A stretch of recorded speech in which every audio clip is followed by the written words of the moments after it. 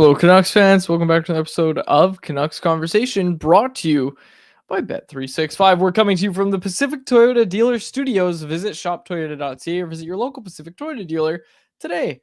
My name is Dave Petrelli. I am joined by Harmon Dial. A busy Monday edition of Canucks Conversation. We're going to be joined by Jeff Paterson. Usually he joins us on Tuesdays, but just thought with a game day tomorrow and us having two games to break down and a lot of different things to talk about, a lot of different directions to go, thought it'd be good to have Jeff on today. So Jeff will join us on today's show, but the Canucks, through 3 games of this 4-game road trip, have gone 1-1-1. And I think it was Thomas Drance that tweeted it out, but like, what a perfect metaphor for the Canucks season so far. Yeah, and if anything, that record might be a little bit generous because you're essentially saying 3 points, 3 games, 82-point pace. Canucks aren't even on pace for that. They're right in the bottom 5 of the league standings. But yeah, each game was distinctly different when you look specifically at the set of weekend games. The San Jose one, I actually liked a lot of what the Canucks did at 5-on-5. And I think broadly speaking, their performance of the weekend wasn't actually that horrible, right? I thought they hung on just fine against the Kings. It was a pretty low event game. Sure, there were some stretches where things opened up a little bit, but you could tell, all right, both teams have played the night previous. There wasn't a lot of juice and energy in that game. And I thought overall, against the Kings team that is likely going to make the playoffs, the Canucks hung around fine, picked up the point. And then the Sharks game, yeah, I thought they decisively outplayed San Jose at even strength for large chunks, but the officiating was such a massive storyline. Horrific job by the refs there. I mean, we heard Garrett rank in his name more than Quinn Hughes, right? As an official, just general rule of thumb, if your name is being referenced by the broadcast team more often than Quinn freaking Hughes, then there's a chance you've become way too big a part of this story. And so anyway, you have it just became a special teams fest, special teams battle, and that's where the Canucks power play went 0 for 8. Their PK surrenders another couple of goals, and it undoes a lot of the good that they were doing at 5-on-5. I tweeted this out as well, and not to harp on the officiating too much, but I think it was the worst. It was the worst officiated game I think I've ever seen in the NHL. I think that's fair. Again, keeping in mind, I've only been alive for 25 years, going on 26 here. I think it was like arguably one of the worst officiated games I've ever seen. NHL regular season for sure. There's been some playoff ones that come to mind, but certainly regular season. And I did want to say this as well about the unsportsmanlike. And I think Ferraro said this as well. I think back to Jeff Blashill earlier in the year when Connor Bedard took an unsportsmanlike penalty, and all he had to say post-game, him being Blashill, was that I just hope he said something awful. Like, he must have said something really bad for it to be an unsportsmanlike. And I really think the underlying message there was, no, he didn't say anything that crossed the line. And I think if you're going to hand out an unsportsmanlike penalty, someone better have crossed the line. And let me be clear, I'm not talking about youth sports. I'm talking about pro sports. This does not translate to youth sports, in my opinion. But when you're at a level of, like, when you're at the NHL level, right? And when I say you, I mean official and player, right? There's a understanding that, like, there's going to be some things said on the ice that no one means. Like, you wouldn't say it to them post game. You just think of all the players that they have their wars on the ice and then they're shaking hands post game or whatever, and they're meeting up post game. It's a different level. Like, again, I'm not talking about youth sports. I'm not talking about youth sports where I don't think this behavior is okay. But in the NHL, like, a player in a pivotal moment of a game, and now I'm talking about Macklin Celebrini, because there was an unsportsmanlike penalty on Quinn Hughes. I tweeted about that one. The one at the end of the game on Macklin Celebrini, that comes at a pivotal point in the game, and all it seemed like Celebrini was saying was, that's a dive, when it was Hronek that went down, and it ended up not hurting them because the game against the Sharks on Friday didn't go to overtime, but it would have given the Canucks a power play heading into overtime had they been able to tie it up. But basically, all he seemed to be saying was, that's a dive from Hronek. And look, when you go watch the replay, hard to disagree that there was a little bit, maybe just a little bit of embellishment from Filip Hronek to add a 2-minute minor onto that for unsportsmanlike. I'm sorry. Like, that's a pivotal moment in the game. Macklin Celebrini doesn't want to hurt his team. Unless he completely crossed the line, I'm not going to give examples of what that is, but unless he really, really crossed the line, handing out an unsportsmanlike penalty, that's just way too soft for pro sports. It is. Yeah, and when we have this officiating conversation, it's not from the perspective of, oh, look, the ref screwed over the Canucks, and if they just done a better job, then the Canucks would have won that game. No, that's not the direction we're trying to go with this, because ultimately the Canucks had 8 power plays in that game and couldn't convert on the single one. Their special teams really let them down, but that Hughes unsportsmanlike penalty did change the flow of that hockey game completely, because on the ensuing man advantage, Macklin Celebrini, who was unreal in that game, by the way, he makes such a sick maneuver to cut through the middle, split through Marcus Pettersson and Tyler Myers, draws another penalty to turn it into a 5-on-3 scenario. And it felt like it was a really pivotal turning moment for the game. So yeah, that San Jose game was an odd one. And I think when we focus in on the power play not coming through, it was interesting because through the first 3 opportunities, I actually thought they were generating a ton of chances and were pretty unlucky to not have scored on one of those first 3 opportunities. But then it seemed to get progressively worse, especially when it came to some of the key opportunities they had in the third period. I think, first of all, they didn't have a strong enough bumper presence / threat. It felt too predictable with Quinn at the top trying to spin, make moves.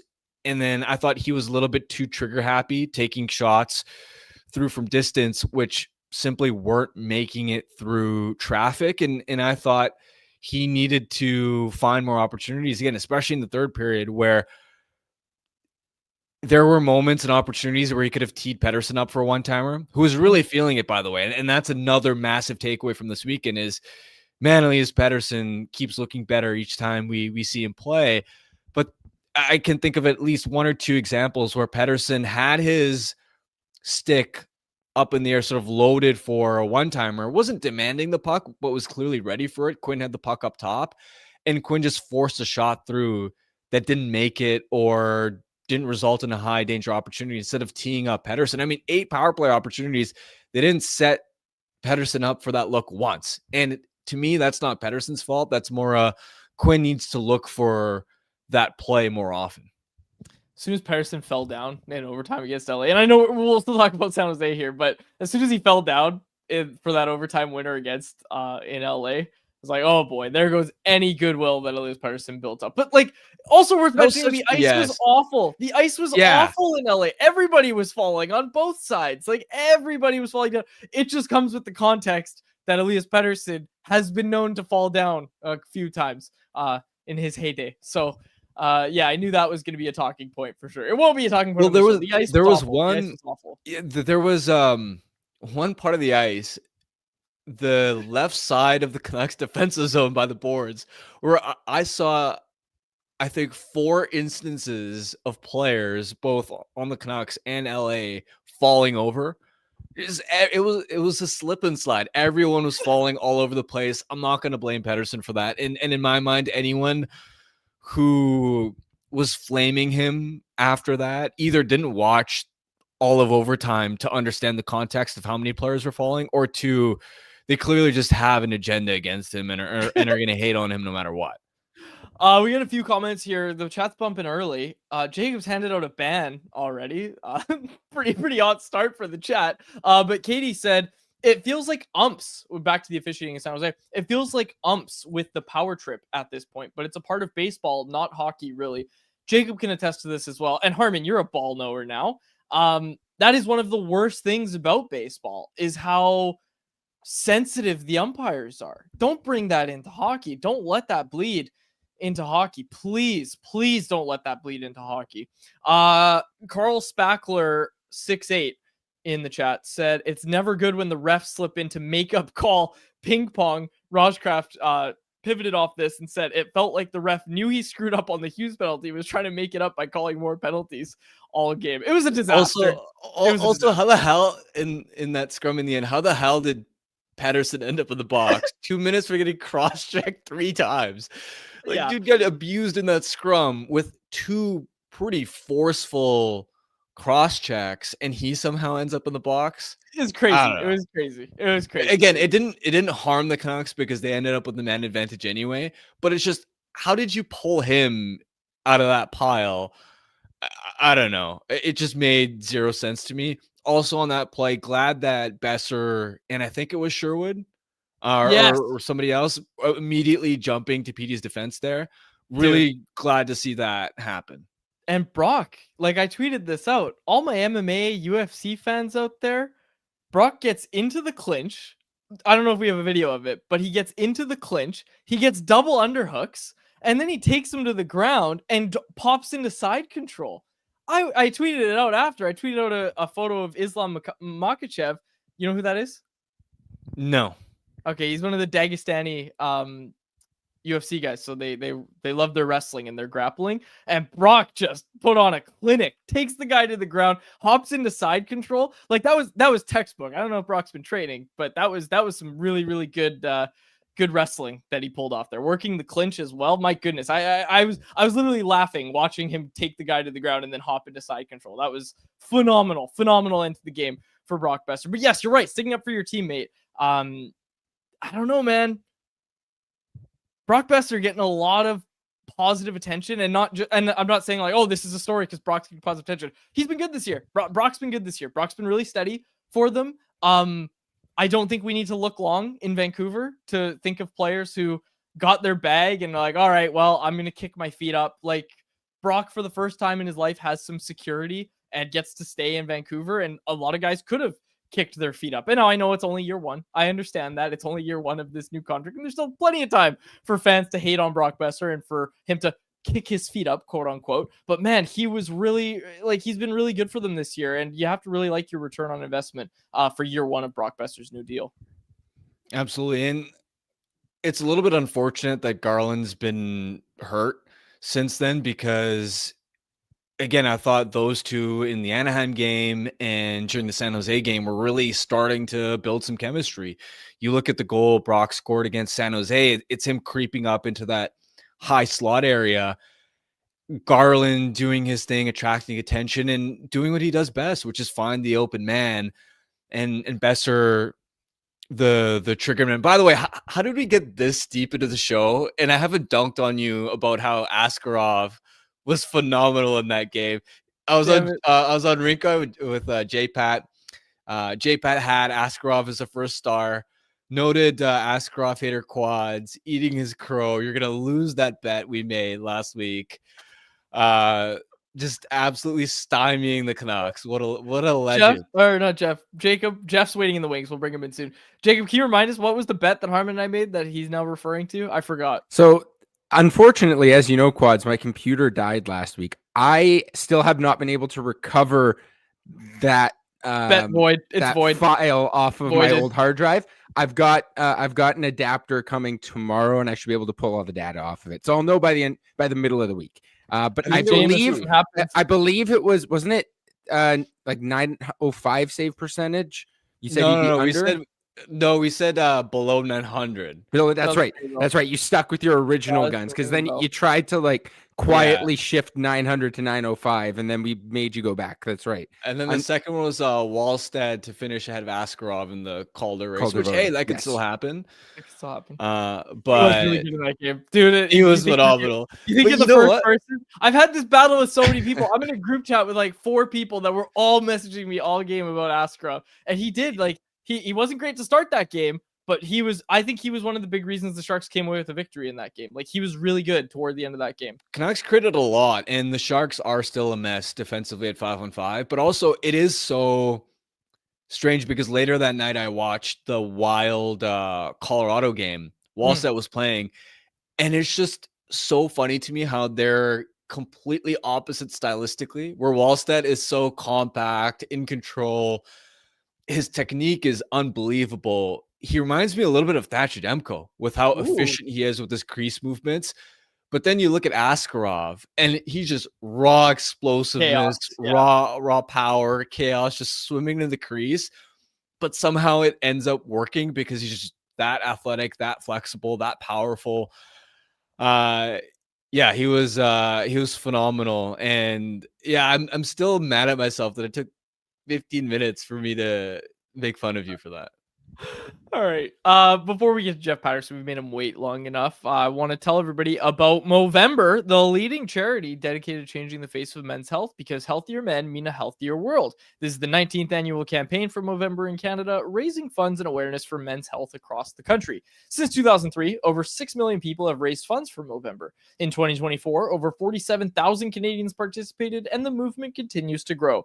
Donate at Movember.com today and be part of changing the face of men's health in Canada. And do you want to talk more about the LA game, or can we save it? We'll talk about it later. No, let's save it. If you have anything. Okay, cool. Let's get to Jeff Paterson. He's a presentation of our friends over at Greta. I'm wearing the toque. I'm wearing my Greta toque today. I didn't know I had this, but I found it today. My Greta toque. I got it on.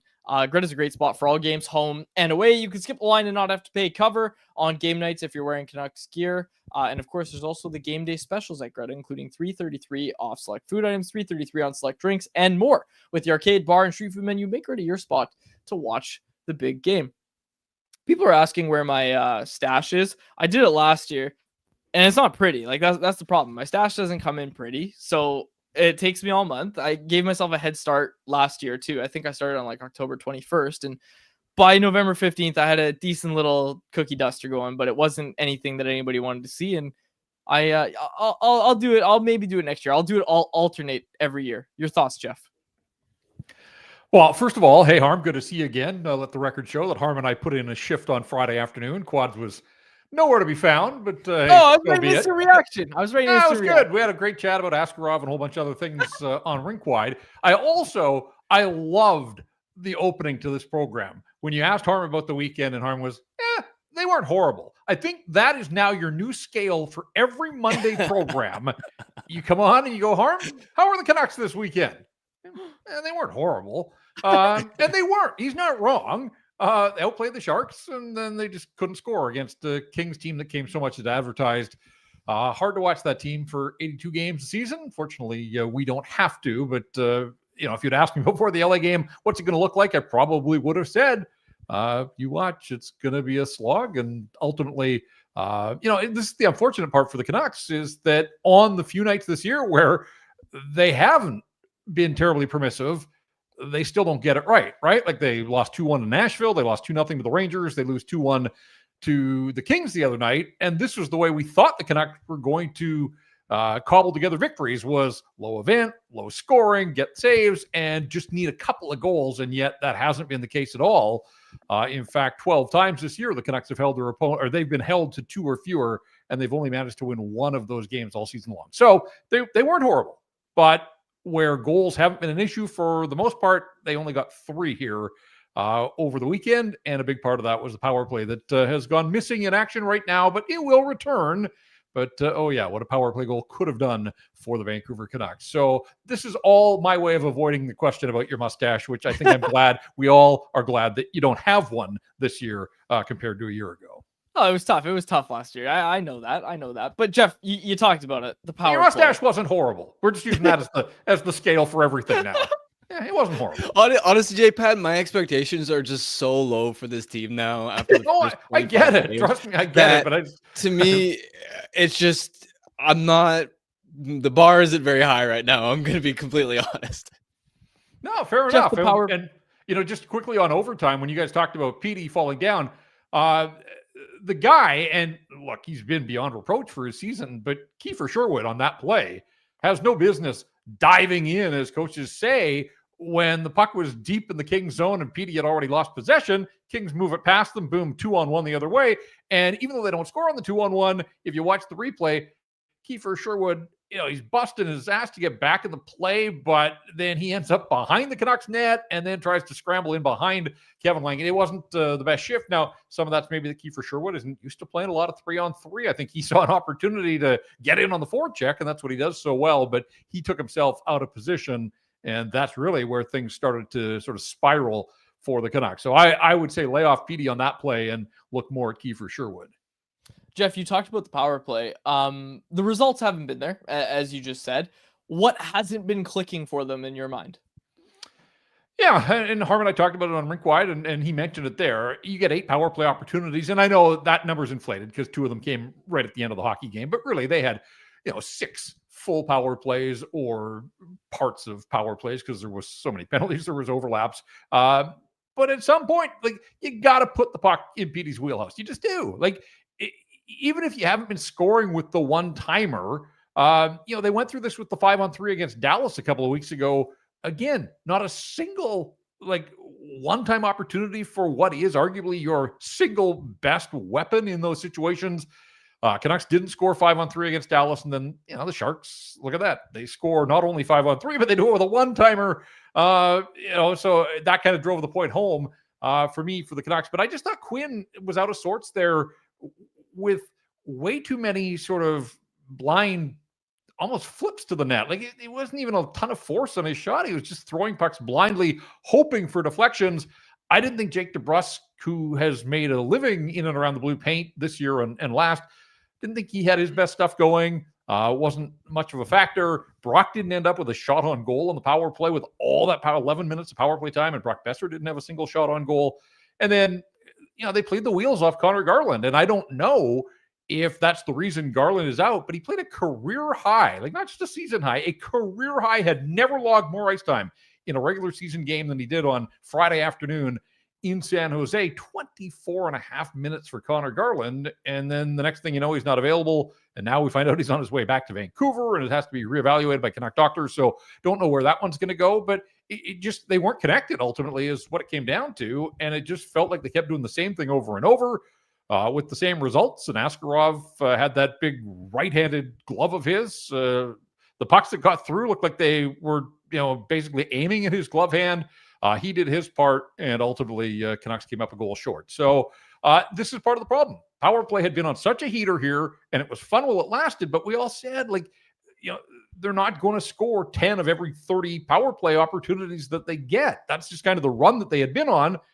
Well, you take power play out of the equation. 1 goal in LA, 2 in San Jose, and even it goes back further than that, right? 2 goals against Dallas, 2 goals against Calgary. The outlier in the group here is the win in Anaheim, where they did get 5 goals, but for the last 5 games, the Canucks have struggled to score, which is something that we haven't said about them for much of the season, but all of a sudden, that's now happening to this team, and that's part of the reason they have 1 win in their last 6 hockey games. I wanted to ask you about Elias Pettersson. I thought he was really noticeable against the Sharks. Obviously had that highlight reel goal as well, but just other sparks. For instance, the alley-oop pass to himself, shorthanded on the 5-on-3, manufacturing a high danger scoring chance out of thin air. It's really nice to see the creativity and the confidence start to return to his game. What have you seen from PD lately? Yeah, and we're just looking at the replay of the high chaos flip, essentially, is what that was. I mean, what a smart play. Not just to kill off some time, but to throw the Sharks' power play defense into disarray, and nobody knew where the puck was. Ultimately, Petey knew how much force he had put on it, so he skates right into it. Little cross-check there on Macklin Celebrini. But that was a cool play. His goal, I mean, the finishing part is great. He gets a little bit of a bounce off Askarov, but the hand-eye to bat it around Tyler Toffoli.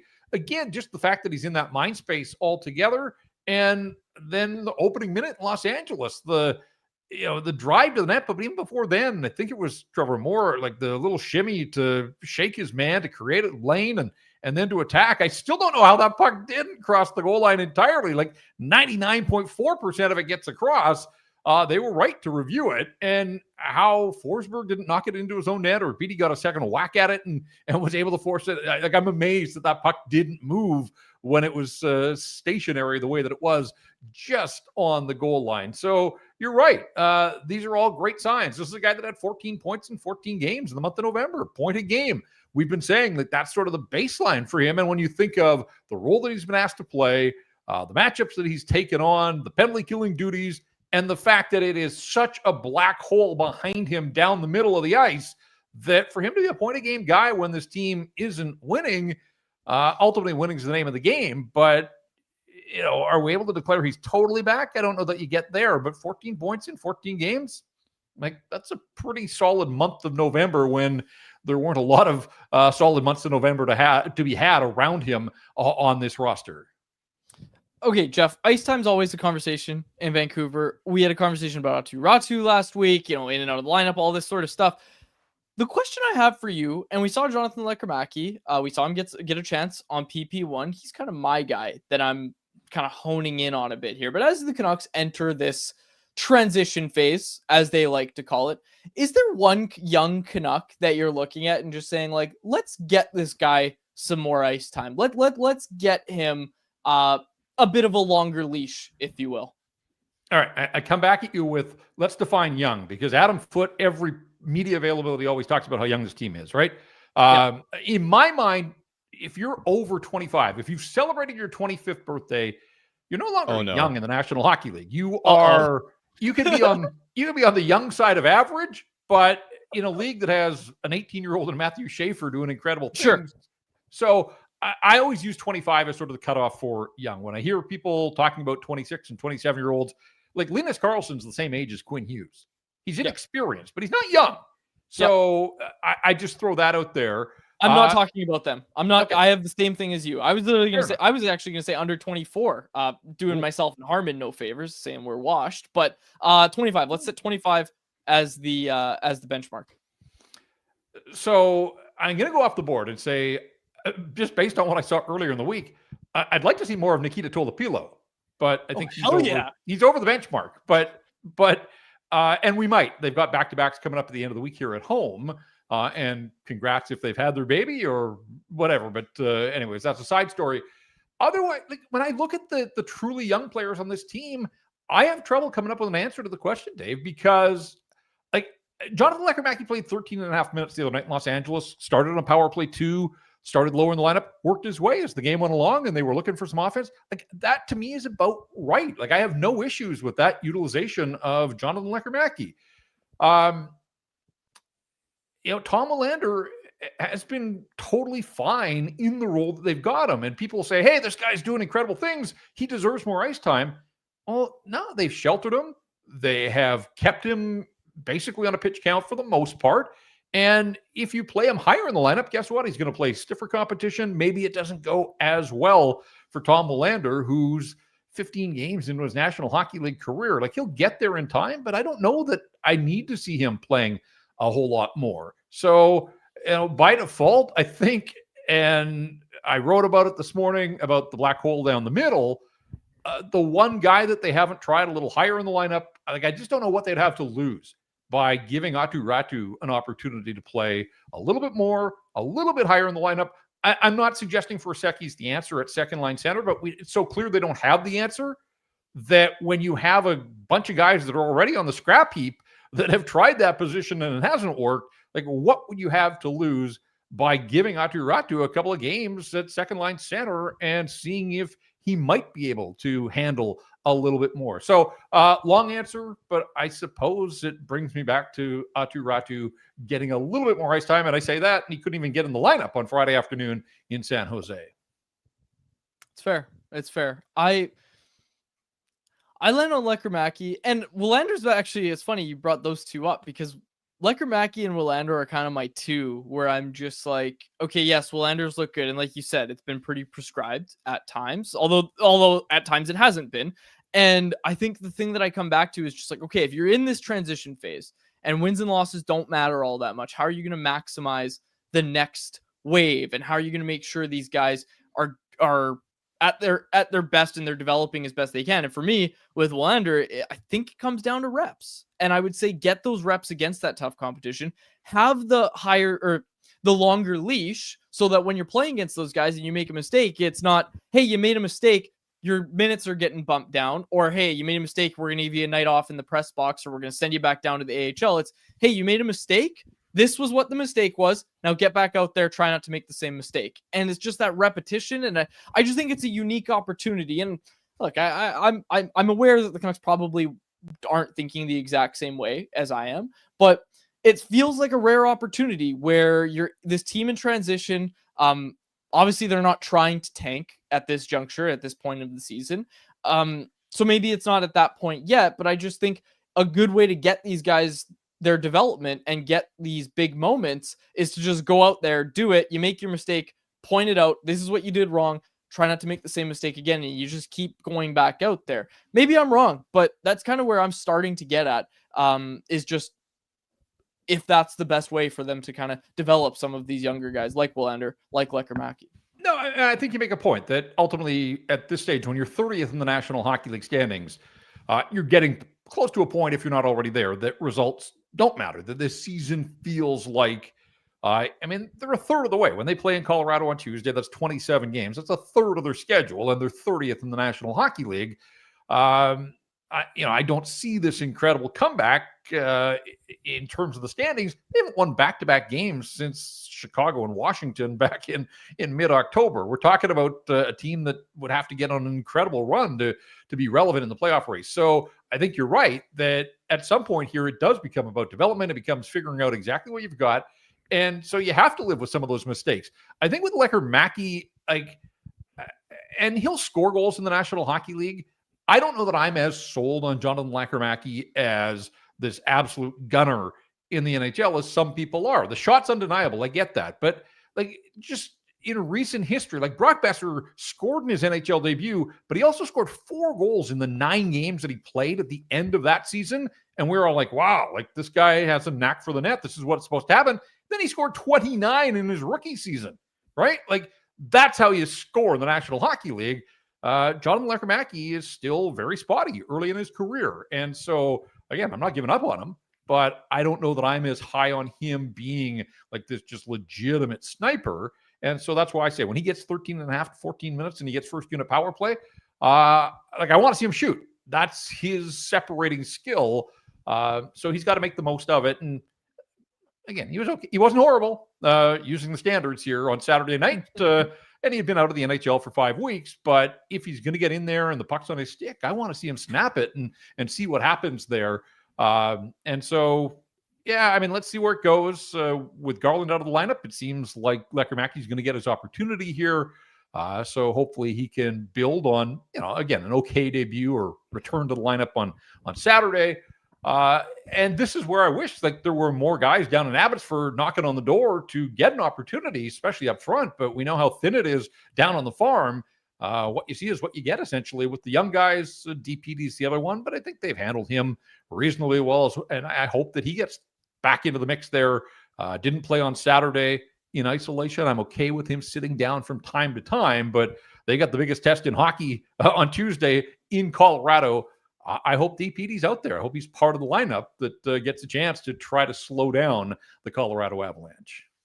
Jeff, thank you as always for doing this. We appreciate it. We'll talk to you soon. All right, guys. Have a good week ahead. There he is. Jeff Paterson. Catch him on Rinkwide Vancouver. Some interesting conversation. I want to pick up the young player conversation in anyone else. I want to do that. But Harm, I think I'm feeling like hearing about some numbers right now. You got any for me? Of course I do. With the stat of the day, which is a presentation of Uber Eats. Uber Eats is enabling fans to maximize their fandom all season long with exclusive game day deals on the app. From game day eats to paper plates and napkins if you're hosting, to all the ingredients you need to make your favorite game day dip. Before, during, and after the game, Uber Eats is assisting every fan's hockey experience all season long.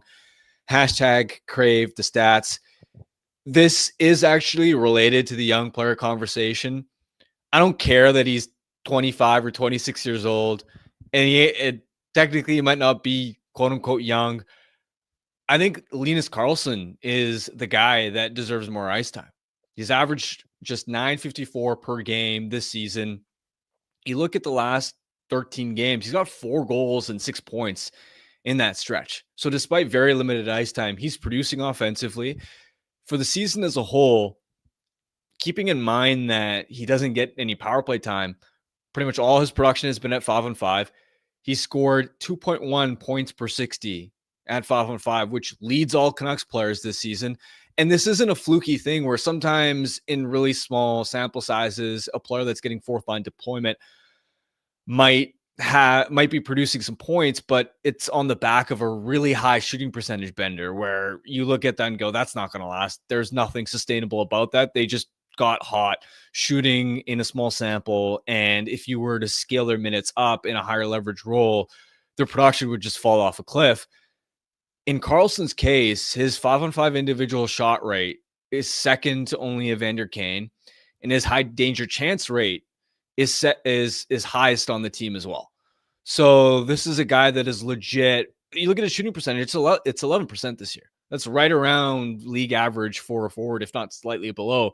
So this is a player that, despite his limited ice time, is creating shots, is creating high danger chances, and has 4 goals and 6 points in his last 13 games, averaging less than 10 minutes of ice time. To me, he's the clear answer ahead of any other player you could mention for who deserves more ice time right now. But he's not young. I don't care. So Linus Karlsson was getting a lot of love in the chat, and it's good to have those numbers to kind of contextualize it as well. It is hard for me to disagree, but I am going to offer this as a little bit of a rebuttal, Harm. If it's coming down to, and I know it's not necessarily this simple, but if it's coming down to Linus Karlsson playing on Elias Pettersson's wing or Jonathan Lekkerim&auml playing on Elias Pettersson's wing with Connor Garland's absence, and folks, if you missed it, the reason we're talking about this, Garland missed the game on Saturday, and then post-game, Adam Foote said, I don't know how severe it is. We have to get our doctors in Vancouver to look at her. I won't know until our doctors in Vancouver look at it, which means he's not playing on Tuesday. Obviously, he also didn't practice today. So more on Garland than anyone else. But if it comes down to Linus Karlsson or Jonathan Lekkerim&auml getting a big look with Elias Pettersson, you give me Lekkerim&auml every day of the week. And Jeff brought up Brock Besser at the end, and maybe this is revisionist history. I've been known to exaggerate sometimes to prove my points. But what Brock Besser had was first line deployment right out of the gate. Like, there was nobody. Like, if Jonathan Lekkerim&auml was on the 2017-18 Canucks, he'd be playing first line minute. He would be, you're the chosen one. You've got to hit, and you're going to play as many minutes as possible. And I understand you have to do something with those minutes. And we had this conversation about Lekkerim&auml at the start of the year, but I would remind everybody that he was playing really well before he went down with that shoulder injury. So get him back out there. Was he yes. though?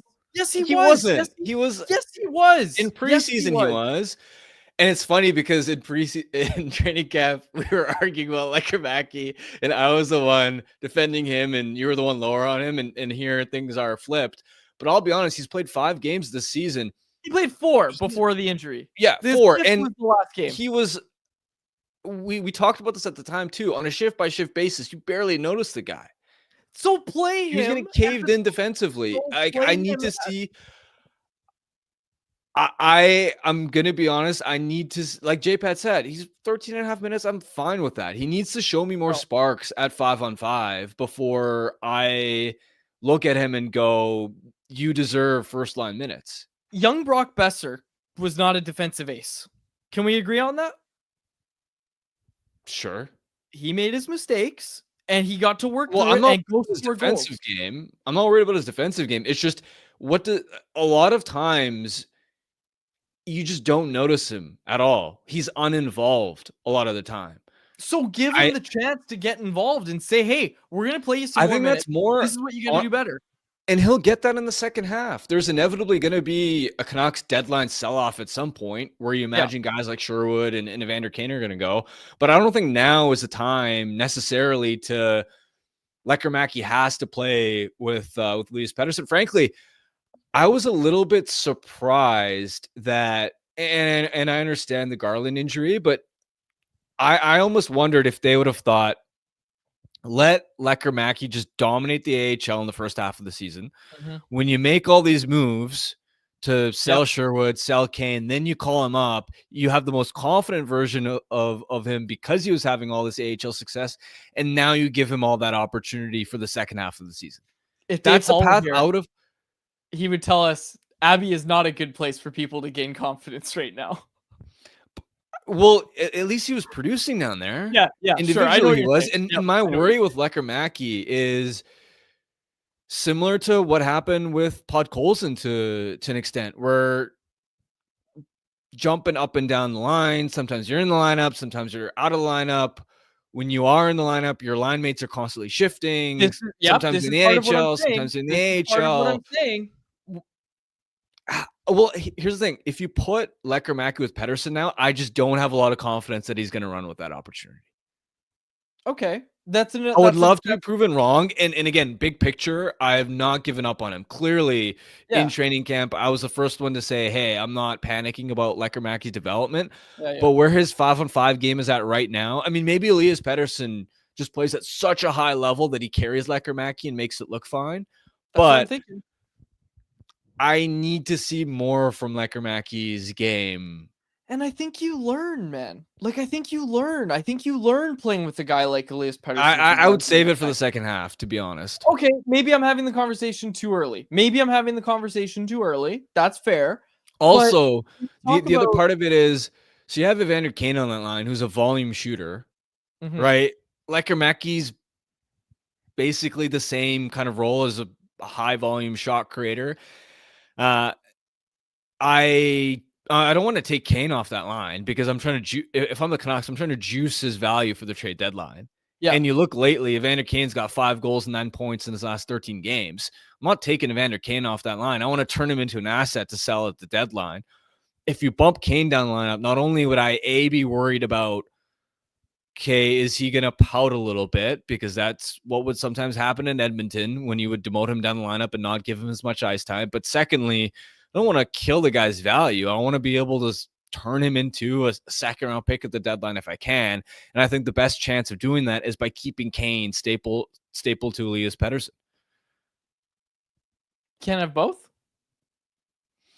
I don't love the idea of that. Kane off.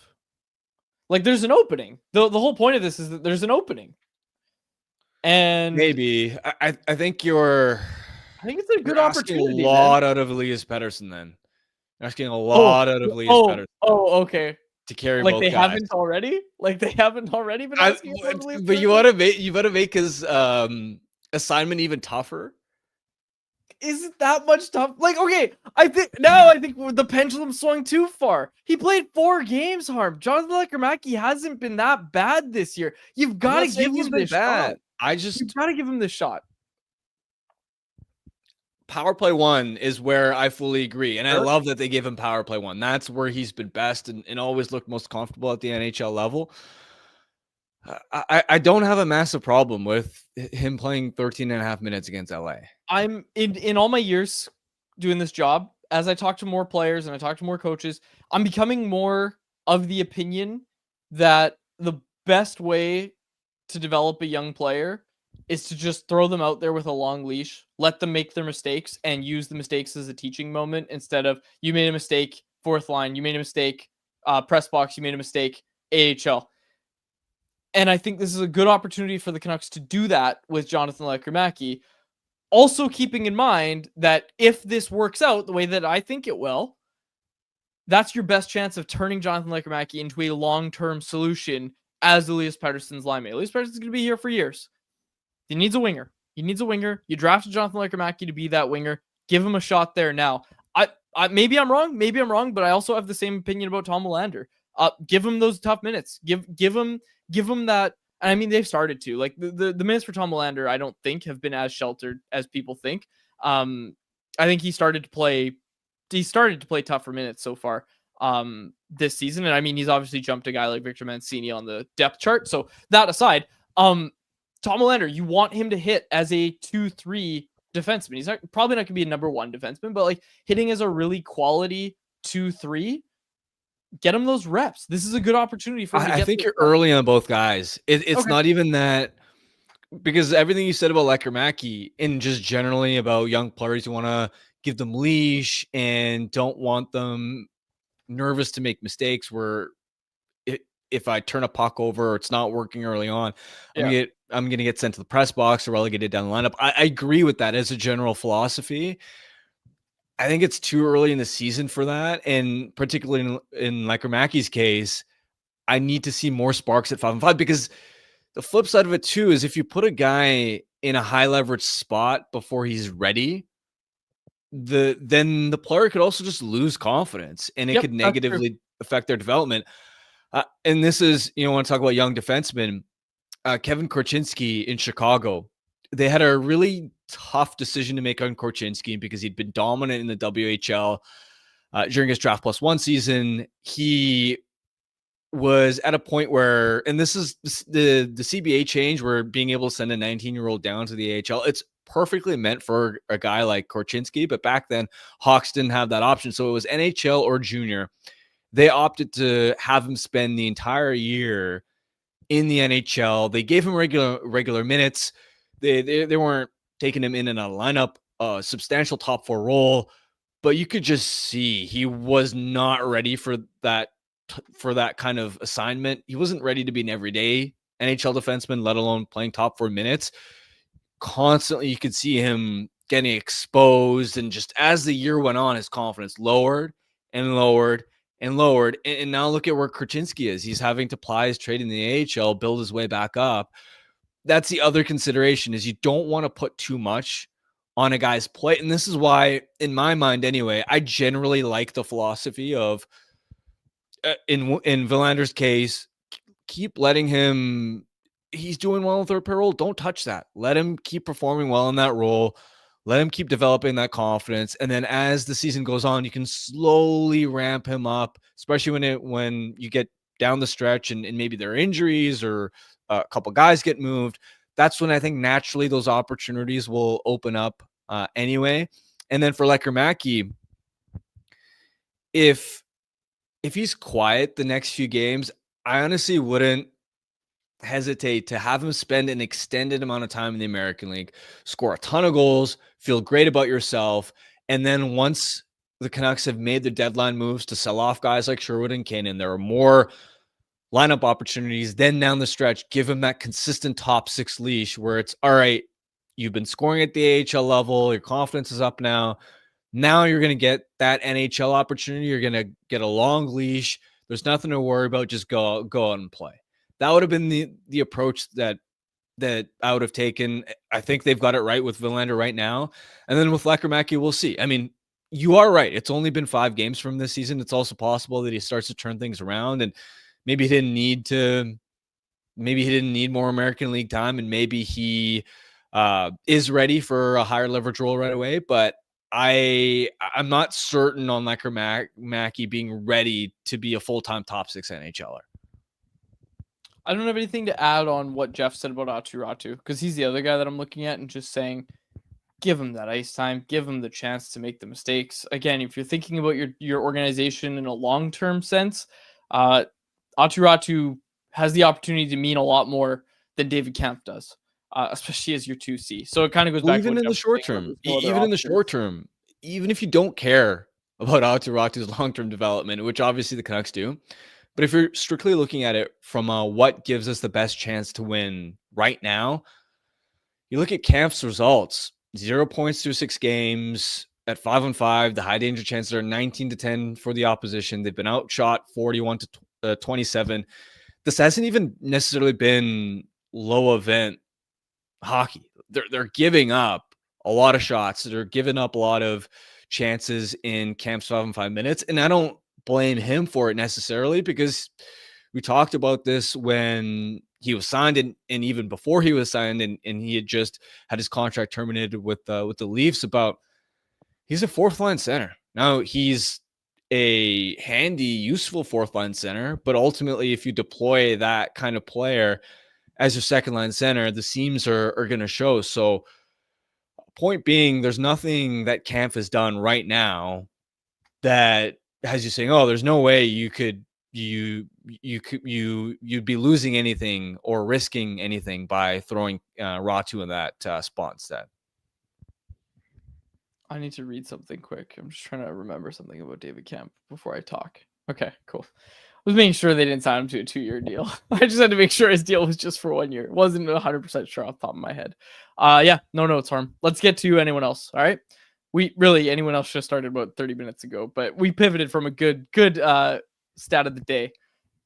This is Anyone Else, though, and it's brought to you by Pacific Toyota Dealers and the Toyota Prius plug-in hybrid, a no-compromise approach to electric vehicles that offers the best of both worlds.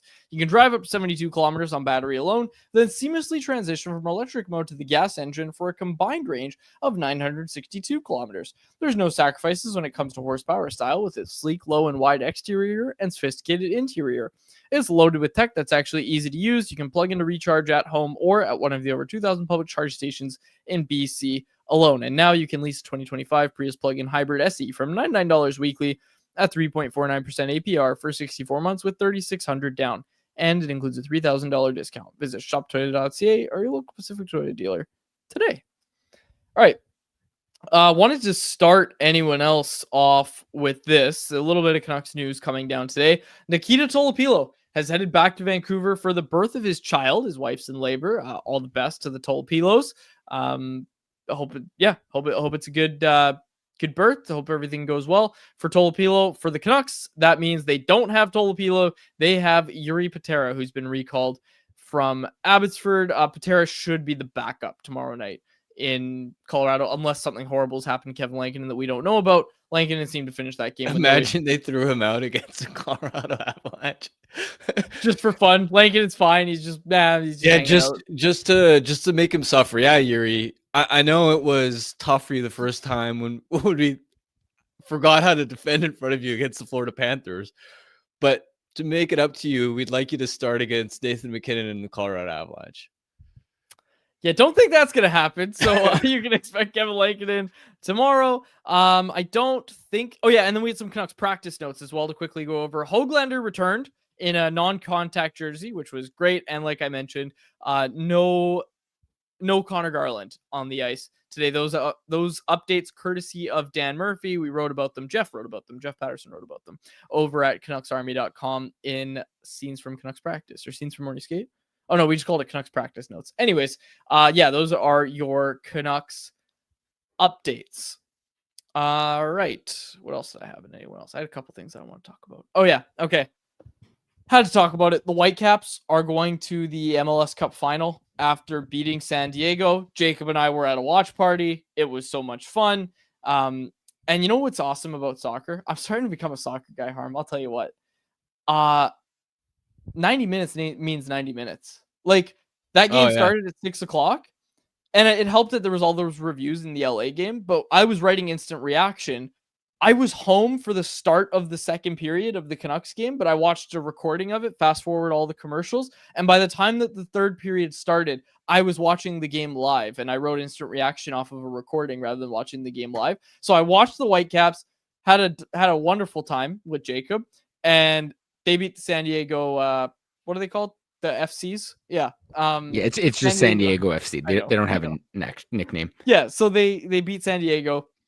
They're going to the MLS Cup final. It's Muller. It's messy. It's not going to get much better than that. It's on basic cable, or not basic cable, but TSN. It's on TSN at 11:30 on Saturday. And yeah, I'm totally on the Whitecaps bandwagon, dude. I've been playing that their goal song. Their goal song is by some Italian artist that I'd never heard of before, but I've been singing that in my head. It's very catchy.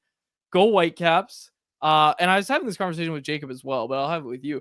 It's been a while, especially with a Vancouver sports franchise, that I could just purely be a fan and just be like happy to support them and be like, oh yeah, like I can just be a fan. I'm not having to be a journalist or be professional at all.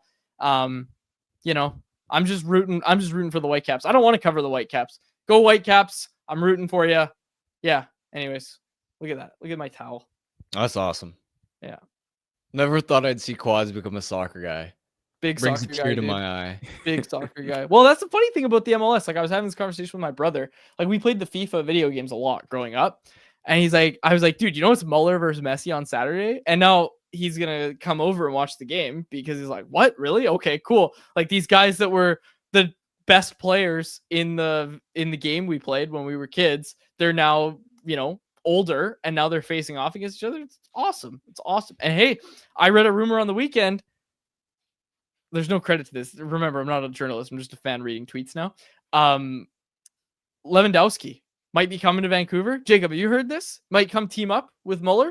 I have not heard that, but if that's the case, now you're talking, well, look what Miami has, right? They've got Suarez and Messi. Like, I'd rather have Lewandowski and Muller, to be honest with you. Yeah. Like Lewandowski's 37 and he's still doing it. Like that's the thing. He's still performing at the high level. So I don't know how many years he's got left, but I also don't know if he'll want to come to MLS. But I saw like, oh, Muller's going to recruit Lewandowski. I read it on Twitter, so must be true. Yeah, so they're heading to Miami to play the MLS Cup final, and it's a big deal. Like it's a big deal. It's a big Vancouver sporting event, and we're officially a Whitecaps support podcast. Yeah, only took you. I was gonna make fun of you for. I mean, they've sponsored us. I don't really watch squads. Yeah, well, yeah, we appreciate them sponsoring us in the past. But when I was doing those ad reads, I was like, I don't know who Brian White is. What am I doing? So, anyways, but now I know who Brian White is. I know all about the Whitecaps, and yeah, who knows? Maybe them sponsoring us was part of the reason there's so many people at BC Place. Who knows? Yeah, I was gonna make fun that it took until them making a cup final run for you to actually hop on, but then. It's not like I've kept up with them when they had all those losing years in previous seasons. So it sounds like you're still not much better. Are you on the bandwagon? Because you don't sound very excited. I don't know. I'm about to be. I'm gonna watch obviously on the weekend. It's very cool to see. Not what I asked again. I don't know. I'm not as excited about this as I. Wow. It's just something about. I don't want to talk bad about Whitecaps. Definitely ain't sponsoring this podcast ever again. I'll tell you that much. Why aren't you excited? What do you mean? I think it's more that I've just been so busy watching so much hockey around the league that I haven't had the time to watch these other leagues that I want to watch. Like I'm an NBA fan. I've barely watched any NBA this year. I find that I'm just catching up on as many like non-Canucks games around the NHL as I can. So I don't even remember what I was doing, but yeah, like there's just so many games going on, and yeah, hockey's taken up 90. The World Series was a great example, right? So I feel like I watched more Blue Jays games towards the tail end of the regular season than I did in the playoffs, because by the time the playoffs rolled around, it was all right, hockey season's on the horizon, and of course.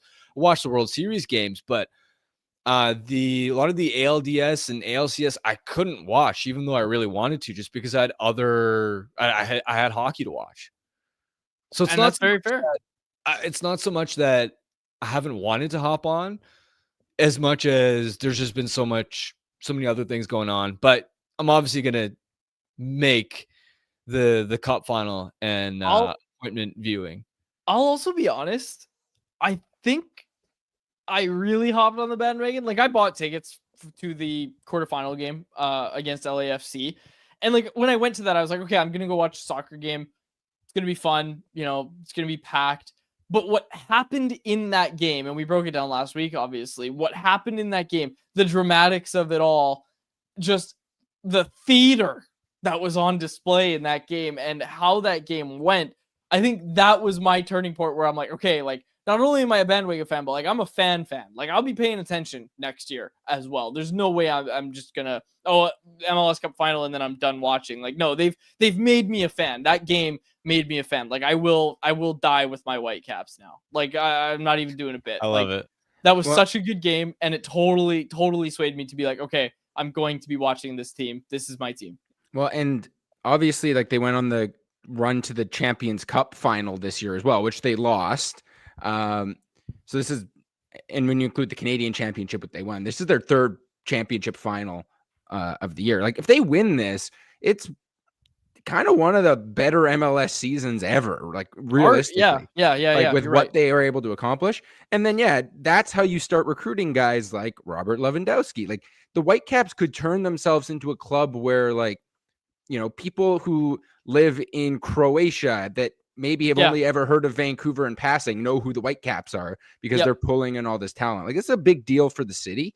And, you know, like, hey, other Vancouver professional sports teams take notice of, you know, what can be done when you surround your team with good management, good coaching, put the fans first, and ultimately have good ownership. Who there was worry that the team was going to get sold, or are they going to survive in Vancouver? Like, that's kind of been put on the back burner now. And there's talks about the Whitecaps building their own stadium because the team's actually good and people in the city care about them. 100%. Yeah, I'm excited. I'm excited for the MLS Cup final. It's going to be good. It's going to be good. We're going to talk about it, I'm sure, throughout the week as well. I wanted to get this in as well. Off the record, Dan Ricci's new show with Lindsay Dunn and Cabby Richards. First episode went out today, and I know everybody's like, Toronto sports. I'm not, what did I call it? Oh, I said off the record. It's off the roster. Sorry, I got the name wrong. I watched the episode today too. Yeah, off the roster with Dan Ricci, his new show. Everybody's saying like, oh, Toronto sports. I'm not listening to a Toronto sports show. Well, you're all Blue Jays fans, apparently. Ernie Clement on the first episode today. Really fun interview. You can go find that in the Nation Network YouTube channel. It was a good one. It was a really, really good one. You should go check it out. Off the roster. I'm gonna call it off the record multiple times. I know that for sure. But yeah, off the roster. Dan Ricci. You can go check it out. Nation Network YouTube channel. All right, Harm, did you have anything else? Or are you ready for me to start throwing some NBA bets at you? Let's hear the. Jacob threw this in. Yeah, I was going to say you might want to. I will put my hand up on this. I was wrong on Morgan Geeky. S Little Boston bringing up how I thought Morgan Geeky was only a David Pastrnak merchant, and now he is. What's he tied with McKinnon for the league lead in goals? What? I believe so, and I think he leads. Yeah, he's got league. 20 on the year. Yeah, I think he leads the league in goals since the start of last season or something. I saw a stat where there was a certain stretch of time where if you go back to that, he leads the league in goals. What? Yeah, he's got 20 goals in 27 games. How did he do that? Like, how is he doing this? The funny thing too is I obviously had no idea Geeky was going to turn into this, but I was shocked when Seattle didn't qualify him, and I wrote a piece 2 or 3 years ago, maybe when the Bruins first signed him, where I do my annual like 10 value signings that I really like, and Geeky was on that list. But when he broke out as a goal scorer last year, I thought, all right, he's playing with David Pastrnak, who's one of the best players in the league. I'm not convinced he's going to be able to do this every year, and I certainly don't think he's got another level to his game. And then he goes out and does this. Yeah, I was wrong about Morgan Geeky. I did not see him having this kind of upside. Jacob in our private chat. Can I read what you said, Jacob? Sure, chat's already making fun of me for the alleged shade I threw, but yeah, go ahead. Like he said, can't wait for Bill Guerin to leave Geeky off the U.S. Olympic team for JT Miller. All right. I don't know if JT's going to have to pick it up. I think he has been Isn't Sullivan a little bit more productive lately. And Sullivan is the coach. Yeah, he's fine. But he's making that team. What are we doing? Come on. If this is the version of JT Miller that's going to be at the Olympics, I'm sorry. I don't know. There's a lot of talent on the American team. I don't know if I would consider him, like, if I was picking the team. I'm sure because it's Bill Guerin, Mike Sullivan, he's going to end up on the final team. Like, yeah, I'm sure. It's not really a conversation from that standpoint.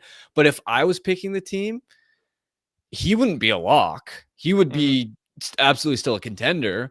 But there's so much talent on that American team. You're leaving off. You're probably going to leave off guys like, and I mean, bad example because he's just got hurt, but Logan Cooley. We're talking about Caulfield, Jason Robertson, Tage Thompson potentially not making the team, and JT Miller, considering the start he's had, 14 points in 25 games, and his 2A game hasn't necessarily been the best either.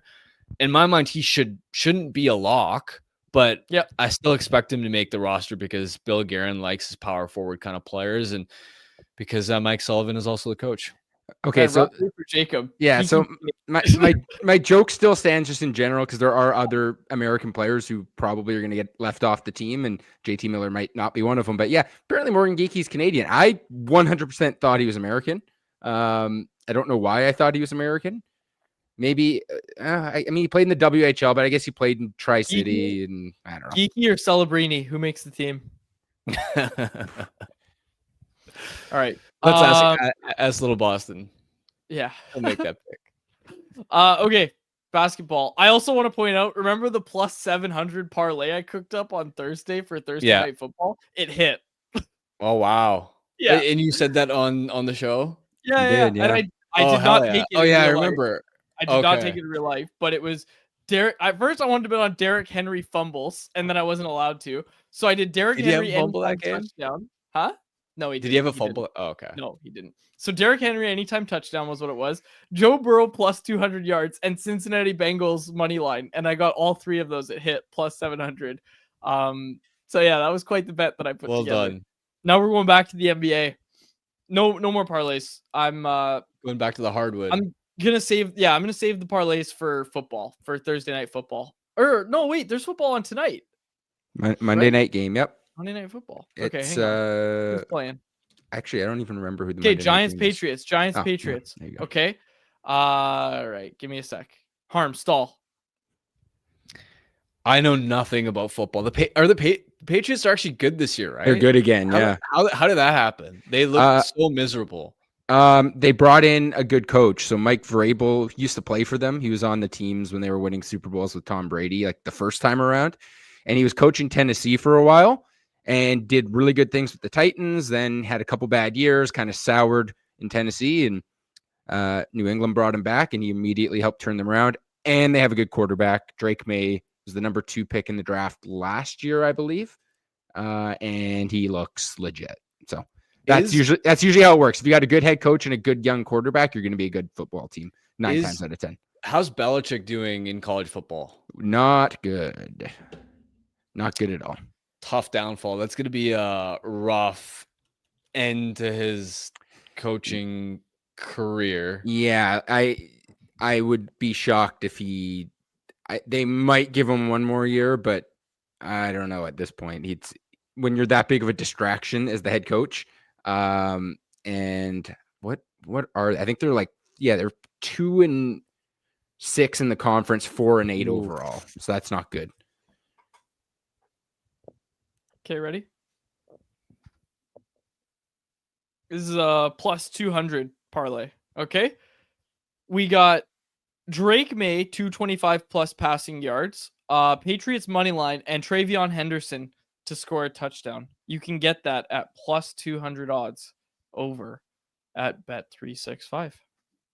Do we like it? Yeah, sure. I know nothing about football. So. and actually, I will say, I got a shout out here in the chat.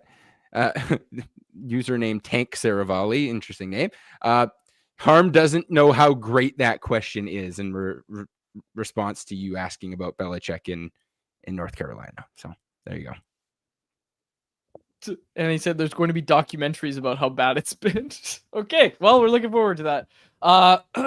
That was our Bet365 bet of the day. It was brought to you by Bet365. Whatever your bet is, it's never ordinary at Bet365. Download the app and get on the game. Use the code NATION at Bet365. Must be 19 plus to play. If you choose to play, please play responsibly. All right, we'll wrap it up there. For my co-host Harmon Dial and our technical producer Jacob Azar, my name is Jacob Adrelli. Thank you so much for the episode of Canucks Conversation.